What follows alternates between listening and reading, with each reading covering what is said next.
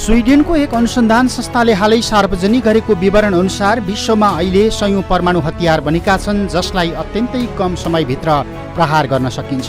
यो अत्यन्तै शक्तिशाली विस्फोटक बम हो जसमा रुस सबैभन्दा अगाडि छ।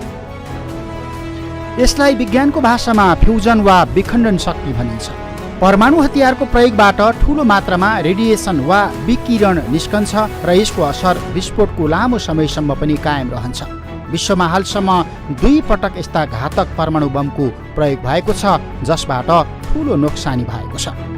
आजभन्दा 77 वर्ष पहिले यी दुवै हमला अमेरिकाले गरेको थियो। उसले जापानका 2 सहरमा परमाणु बम खसालेको थियो। 6 अगस्टमा अमेरिकाले जापानको हिरोशिमा सहरमा अनि 9 अगस्टमा नागासाकी सहरमा परमाणु बम खसालेको थियो। यी बम खसाल्नाले हिरोशिमामा 80,000 अनि नागासाकी सहरमा 70,000 भन्दा बढी मानिसको ज्यान गएको तथ्याङ्क छ। यसबाहेक यसको विकिरणका कारण अहिले पनि हजारौं जापानिज नागरिक विभिन्न खाले शारीरिक मानसिक समस्यासँग जुधिराखेका छन्। हतियार सम्बन्धी अध्ययन गर्ने स्विडेनको उक्त संस्थाको दाबी अनुसार विश्वमा सबैभन्दा धेरै हतियार अमेरिकाले बेच्छ। विश्व बजारको करिब 40% हिस्सा ओगटेको अमेरिका अहिले पनि आणविक अस्त्र क्षमताका हिसाबले दोस्रो शक्तिशाली मुलुक हो। हतियार बजारमा अमेरिका, फ्रान्स र जर्मनीले निर्यात बढाइरहँदा चीन र रुसले निर्यातमा ध्यान दिएको देखिँदैन। त्यसैले यी मुलुकको आन्तरिक क्षमता अहिले कस्तो छ भन्ने आकलन गर्न विश्वले सकिराखेको छ।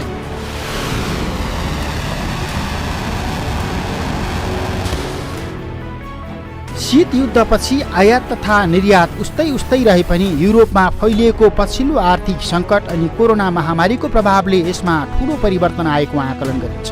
अध्ययनअनुसार प्रविधि विस्तार र सैन्य क्षमताका हिसाबले रुस र चीनले यो बीचमा ठूलो फड्को मारेका छन्। यो अवधिमा मध्यपूर्वमा सबैभन्दा बढी हतियार आयात भएको छ। स्टकहोम इन्टरनेसनल पिस रिसर्च इन्स्टिच्युटका अनुसार 5 वर्षको तुलनामा सन् 2016 देखि 2021 को बीचमा अन्तर्राष्ट्रिय हतियार बिक्री वितरण केही स्थिर छ, तर अमेरिकाको करिब 47% हतियार यो बीचमा मध्यपूर्वमा निर्यात भएको छ। यो बीचमा साउदी अरबले मात्रै 24% हतियार अमेरिकाबाटै खरिद गरेको देखिन्छ। यसरी हतियार उत्पादन गरेर विश्व बजारमा बेच्ने अमेरिका लगायतका मुलुक रुस र चाइना यति बेला आम्ने सामने छन्। युक्रेनको सङ्कट त्यसैको परिणाम हो।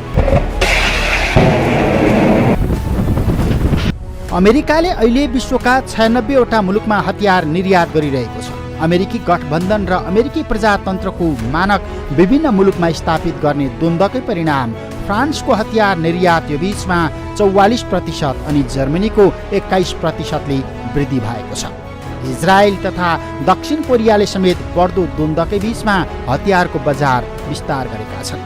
अमेरिका र युरोपेली मुलुकका लागि मध्यपूर्वी एसिया यति बेला हतियारको ठूलो बजार हो, जसमा सन् 2016 देखि 2021 सम्मको अवधिमा हतियारको बजार 25%ले बढेको छ। यसमा सबैभन्दा धेरै साउदी अरबमा 61, इजिप्टमा 13 अनि कतारमा 36%ले हतियारको बजार बढेको स्टकहोम इन्टरनेसनल पिस रिसर्च इन्स्टिच्युटले उल्लेख गरेको छ। विश्वमा सबैभन्दा धेरै हतियार आयात गर्ने क्षेत्र एसिया तथा ओसियानी क्षेत्र हो र अध्ययनमा देखाइएको छ भारत, अस्ट्रेलिया, चीन, दक्षिण कोरिया र पाकिस्तान यो क्षेत्रको सबैभन्दा ठूलो आयातकर्ताका रूपमा स्थापित भएका छन्। रुस र चीन दुवै मुलुकको हतियार निर्यातमा गिरावट आएको देखिए पनि दुवै देशबाट सब सहारा अफ्रिकी देशमा ठूलो संख्यामा यो बीचमा हतियार निर्यात भएको छ। रुसको ठूलो हतियार बजार भारत हो, तर भारतले आफै रणनीतिक हतियारको उत्पादन सुरु गरेपछि आयातमा 53%ले गिरावट आएको छ। चीनको अहिलेको मुख्य हतियार बजार विभिन्न अफ्रिकी मुलुकका अतिरिक्त पछिल्लो समयमा पाकिस्तान, बङ्गलादेश र अल्जेरिया देखिएको छ। स्टकहोम इन्टरनेसनल पिस रिसर्च इन्स्टिच्युटका अनुसार विश्वमा अझै पनि 9 वटा मुलुकसँग यस्ता घातक परमाणु हतियार देखिन्छ, जसमा अमेरिका, बेलायत, रुस, फ्रान्स, चीन, भारत, पाकिस्तान, इजरायल अनि उत्तर कोरिया हुन्। यस किसिमका परमाणु हतियारका बारेमा कुनै पनि देशले अहिलेसम्म खुलेर आधिकारिक तथ्याङ्क दिइराखेका छैन। तर परमाणु शक्ति सम्पन्न देशको सेनासँग सम्पूर्ण रूपमा गरेर 9000 थानभन्दा बढी परमाणु हतियार छ, स्टकहोम इन्टरनेसनल पिस रिसर्च इन्स्टिच्युटले दावी गरेको छ। उक्त रिपोर्ट अनुसार यी 9 देशसँग अहिले लगभग 13500 थान परमाणु हतियार रहेको छ, जसमा 3730 थान हतियार उनीहरूले सेनालाई तैनात गराएर राखेका छन्। यो सबैभन्दा डरलाग्दो बाटो हो। सिप्रीका अनुसार यसमध्ये लगभग 1800 हतियार उच्च सतर्क अवस्थामा राखिएको छ। यसको अर्थ उनीहरूलाई कामको समयमा प्रहार गर्न सकिन्छ भन्ने नै हो, जुन सेनाको हातमा छ। यी हतियारमा अधिकांश अमेरिका अनि रुससँग छ। सिप्रीको रिपोर्ट अनुसार विश्वमा सबैभन्दा धेरै आणविक हतियारयुक्त देश रुससँग 7000 भन्दा बढी घातक हतियार रहेको अनुमान गर्न सकिन्छ र करिब 1910 थान यी घातक हतियार उसले चलाइसकेको छ। अर्थात् 2390 थान हतियार प्रयोग गर्ने क्षमताको रहेकोमा 2700 हतियार कामै नलाग्ने गरी नष्ट भएका छन् र नष्ट गर्नुपर्ने अवस्थामा पुगेका यी हतियार उसले युक्रेन युद्धमा प्रयोग गर्न सक्छ। यो बीचमा उसले थप कति हतियार बनाएको छ कसैसँग पनि कुनै आँकडा छैन। यस्तै अमेरिकासँग 2021 सम्ममा कम्तीमा 5900 थान परमाणु हतियार रहेको अनुमान गरिन्छ। तर मध्यपूर्वको क्रान्ति, इराक र अफगानिस्तान युद्धमा उसले कति हतियार प्रयोग गर्यो विवरण लुकाएको छ।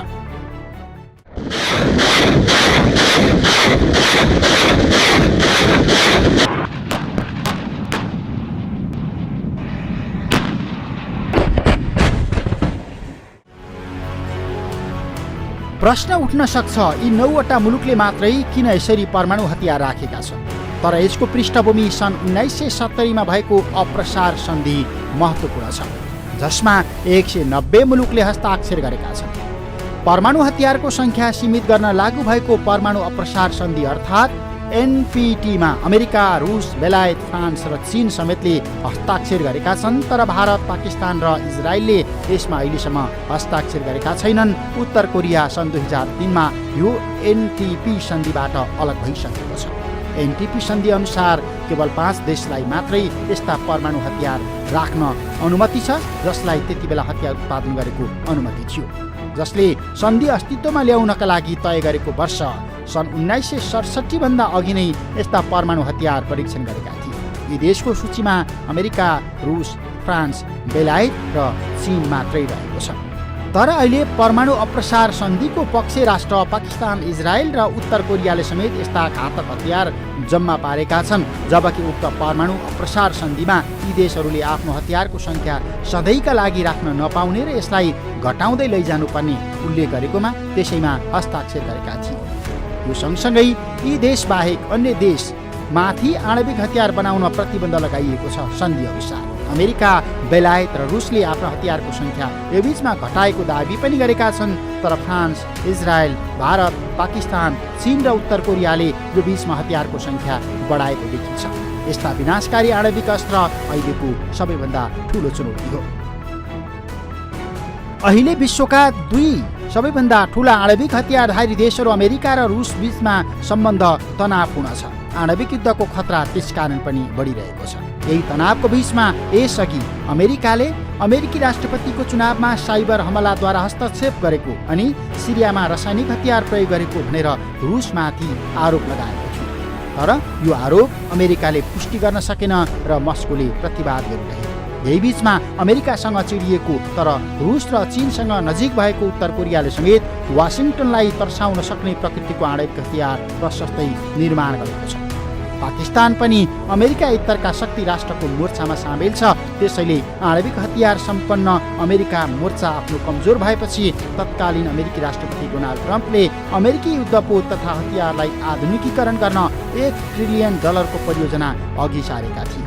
यो आणविक अस्त्र क्षमता वृद्धिको अर्को अध्याय हो, जसमा रुस र चीनले पनि हतियार सुदृढीकरणका लागि अहिले निरन्तर बजेटमा विस्तार गरिराखेको देखिन्छ। आणविक वैज्ञानिकहरूको दाबी छ विश्वमा प्रलय हुने समय नजिकै राखेको छ। मानव सभ्यताले आफ्नो विध्वंसको आधार आफै तयार पारेको छ। सम्पूर्ण विश्व ध्वस्त हुन केवल 2.5 मिनेट मात्रै पर्याप्त हुन्छ, किनकि अहिले यति बेला पर्याप्त आणविक भण्डार गरेर राखिएको छ। आणविक अस्त्र उत्पादन र भण्डारणमा अहिले उत्तर कोरिया सबैभन्दा रहस्यपूर्ण मुलुक मानिन्छ, जुन मुलुकमा ठ्याक्कै कति आणविक हतियार छ भन्ने कुनै तथ्याङ्क कतै पनि छैन। यसबाहेक अमेरिकासँग दशकौंदेखि यति शक्तिशाली आणविक अस्त्रको भण्डार छ जसले पृथ्वीलाई मानव बस्नै नसक्ने गरी क्षणभरमै ध्वस्त पार्न सक्छ। अमेरिकासँग भएका आणविक अस्त्रको भण्डार बेलायतको भन्दा 31 गुणा अनि चीनको भन्दा 26 गुणा ठुलो छ। तर प्रतिवेदनमा भनिएको छ अहिले रुसको आणविक अस्त्र भण्डार अमेरिकाको भन्दा ठुलो भइसकेको हुन सक्छ। आणविक आक्रमणका लागि आवश्यकताभन्दा निकै बढी आणविक अस्त्र बनाएर बसेका अमेरिका र रुस अहिले चीनको आणविक क्षमतादेखि त्राहिमाम छन्, किनकि उत्तर कोरिया पनि छ अनि चीनले अहिले अर्को महत्त्वपूर्ण ढङ्गबाट रहस्यपूर्ण तरिकाले आणविक अस्त्रको भण्डार बढाइराखेको छ।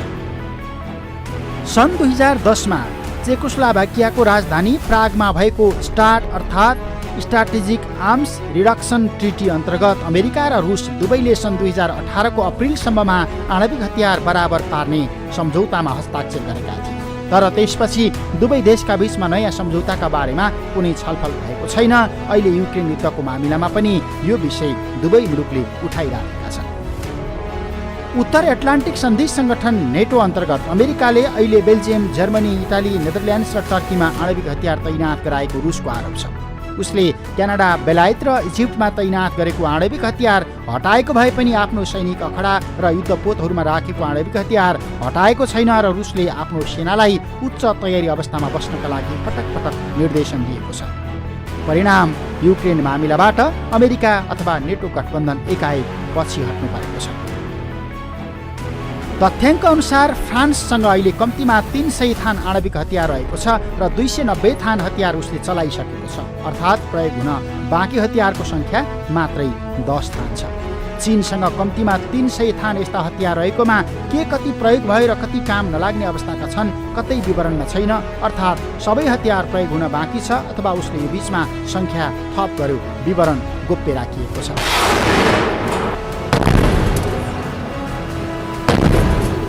आणविक अस्त्रयुक्त मुलुक बेलायतसँग जम्मा 215 थान यस्ता घातक हतियार रहेको भनिएकोमा 120 थान हतियार प्रयोग भएको विवरण देखाएको छ। 95 थान हतियार प्रयोग हुन बाँकी छ। पछिल्ला केही दशक यता आणविक हतियारमा केन्द्रित भएको मुलुक पाकिस्तानसँग अहिले कम्तीमा 140 थान यस्ता घातक हतियार रहेको अनुमान छ। यस्तै दक्षिण एसियाली मुलुक भारतसँग 120 थान यस्ता आणविक हतियार रहेको आँकडा छ भने इजरायलले 80 थान घातक आणविक हतियार भण्डारण गरेर राखेको छ। उत्तर कोरियासँग सन् 2013 मा 8 थान हतियार रहेको विवरण आएको थियो। त्यसपछि आणविक हतियार सम्बन्धी यकिन विवरण उसले पनि गोप्य राखेको छ।